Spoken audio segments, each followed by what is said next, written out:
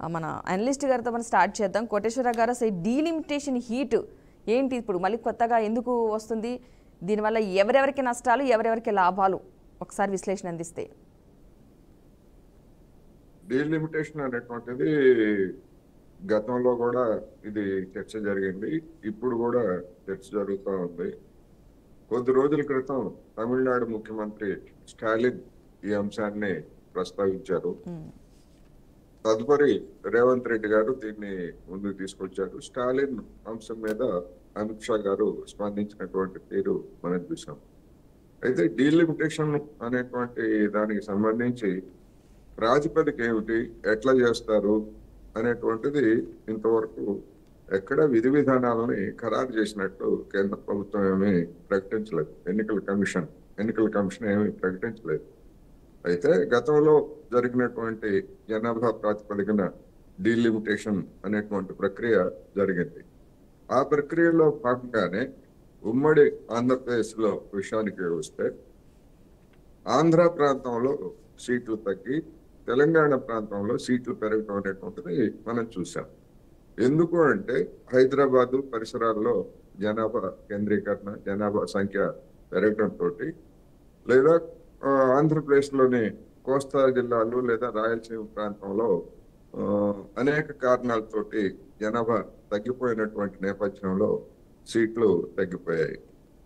ఆ రీత్యా ఒకవేళ అదే ప్రాతిపదిక కనుక జరిగేట్లయితే ఈసారి మొత్తం దక్షిణాది రాష్ట్రాలన్నిటికి కూడా సీట్ల ప్రాతినిధ్యం తగ్గిపోయేటువంటి అవకాశం ఉంటుందనేటువంటిది డెఫినెట్ గా, అదే కనుక ప్రాతిపదిక అయితే డెఫినెట్ గా తగ్గిపోతుంది. అందువల్ల లోక్సభలో సీట్లు పెంచకుండా లేకపోతే మరొకటి చేయకుండా ఒకవేళ ఇదే ప్రాతిపదిక కనుక అయ్యేట్లయితే దక్షిణాది ప్రాతినిధ్యం అనేటువంటిది తగ్గిపోతుంది. ఇది ఎందుకు జనాభా తగ్గింది ఏమిటి అనేటువంటిది కూడా మనందరికీ తెలిసినటువంటి బహిరంగ రహస్యమే. అది కుటుంబ నియంత్రణ విధానాన్ని అమలు జరపడంలో దక్షిణాది రాష్ట్రాలు ముందున్నాయి. ఉత్తరాది రాష్ట్రాలు ఇప్పటికీ దాన్ని ఇంకా క్యాచ్ చేయలేదు. ఎప్పుడంటే 50 సంవత్సరాల క్రితం దక్షిణాది రాష్ట్రాలు కుటుంబ నియంత్రణ పద్ధతులని అమలు జరిపి జనాభా తగ్గడానికి అది ఒక కారణం. మిగిలినటువంటి రీజన్స్ కూడా జనాభా తగ్గడానికి అనేక ఉన్నాయి. కానీ అటువంటి పరిణామం ఉత్తరాది ప్రాంతాల్లో జరగలేదు అనేది కూడా మనం చూస్తున్నాం. అందుకనే ఈ డీలిమిటేషన్ ప్రక్రియలో భాగంగా అదే కనుక అంటే ఉన్న సీట్లు ఉన్నట్టుగానే ఉండేట్లయితే డెఫినెట్ గా దక్షిణాది రాష్ట్రాలకి సీట్లు తగ్గుతాయి. అందుకని కేంద్ర ప్రభుత్వం కానీ లేదా పార్లమెంట్ కానీ దీని మీద ఎలాంటి ఒక నిర్ణయం ఇంతవరకు తీసుకోలేదు. కానీ దానికి సంబంధించినటువంటి ఒక స్పష్టత మాత్రం ఇవ్వకుండా బీజేపీ పెద్దలు లేదా కేంద్ర మంత్రులుగా ఉన్నటువంటి వాళ్ళు దోబూతులాడుతున్నారు. ఆ కారణంగానే ఎవరికి వారు తమ భయాందోళనని వ్యక్తం చేస్తున్నారు. భయాందోళనలు వ్యక్తం చేయటం తప్పని నేనైతే అనుకోవట్లేదు.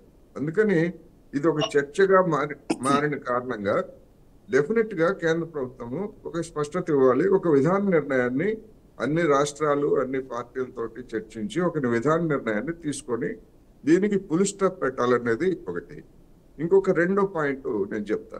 రెండో పాయింట్ ఏమిటంటే ఓవర్ ఏ పీరియడ్ ఇప్పుడు ఈ డీలిమిటేషన్ లేదా దక్షిణాది రాష్ట్రాలకి సీట్ల సంఖ్య తగ్గడం అనేటువంటిది ఎట్లా వచ్చిందో ఫైనాన్స్ కమిషన్ ఫార్ములాస్, నిధులు ఇచ్చేటువంటి దానిలో ఫైనాన్స్ కమిషన్ ఫార్ములా గతంలో జనాభా ప్రాతిపదిక అనేటువంటిది ఒక సూత్రాన్ని దేశం మొత్తం ఆమోదించింది. దాని మేరకు అమలు జరుగుతున్నాయి.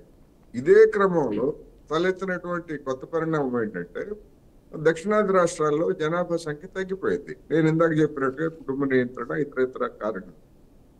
మరి ఆ కారణంగా గణనీయమైనటువంటి మొత్తం దక్షిణాది రాష్ట్రాల నుంచి కేంద్రానికి నిధులు వెళ్తున్నటువంటి పన్నుల రూపంలో లేదా మరొక రూపం వెళ్తున్నప్పుడు ఈ ప్రాతిపదికన చూసేట్లయితే రాష్ట్రాలకి జనాభా ప్రాతిపదికన కేటాయింపులు అన్యాయం జరుగుతూ ఉందనేది ఒక వాస్తవం. అందుకని మారిన పరిస్థితుల్లో ఏ విధంగా ఏ రాష్ట్రానికి ఎవరికి అన్యాయం జరగకుండా అది డీలిమిటేషన్ కావచ్చు, నిధుల బదిలీ కావచ్చు, లేదా ఇంకేదైనా కావచ్చు. అందుకని కొత్త పరిస్థితుల్లో కొత్త పద్ధతుల్ని అన్వేషించాల్సినటువంటి అవసరం ఉన్నది. కానీ కేంద్రం వైపు నుంచి అటువంటి చొరవ కానీ ఆ విధంగా ప్రయత్నిస్తున్నట్టు కానీ ఎక్కడ ఇంతవరకు సంకేతాలు లేవు. అందుకనే బీజేపీ మీద అనుమానాలు. ఎందుకు బీజేపీ మీద అనుమానాలు అంటే మొత్తం మీద చూసినప్పుడు దక్షిణాది రాష్ట్రాల్లో బీజేపీ అనేది 10 సంవత్సరాల పాటు నరేంద్ర మోడీ గారికి ఆయనకి ఉత్తరాది రాష్ట్రాల్లో బ్రహ్మరథం పట్టినా గానీ దక్షిణాది రాష్ట్రాలకు వచ్చేసరికి ఆయన ప్రభావం ఏమి కనపట్టలేదు. అందుకని నిర్లక్ష్యం చేస్తున్నదా అనేటువంటి ఆరోపణలు కావచ్చు, విమర్శలు కావచ్చు ఈ వెలువడుతున్నాయి.